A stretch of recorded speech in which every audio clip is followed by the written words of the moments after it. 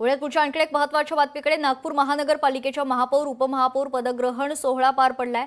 नीता ठाकरेंनी महापौर पदाचा पदभार स्वीकारलाय, तर लीला हातीबेड यांनी उपमहापौर पदाचा पदभार स्वीकारला।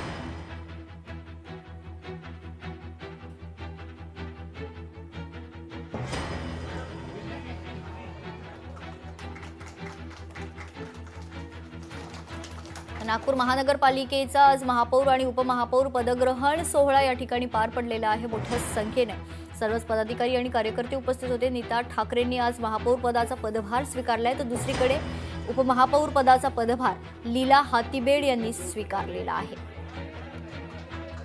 आज नागपूर महानगरपालिकेचा महापौर आणि उपमहापौर पदग्रहण सोहळा यावेळी संपन्न झालेला आहे। चंद्रशेखर बावनकुळे यांची प्रमुख उपस्थिती या पदग्रहण सोहळ्याला आज पाहायला मिळालेली आहे। मोठ्या संख्येने आज भारतीय जनता पक्षाचे कार्यकर्ते आणि उमेदवार नागपूर महानगरपालिकेत उपस्थित होते।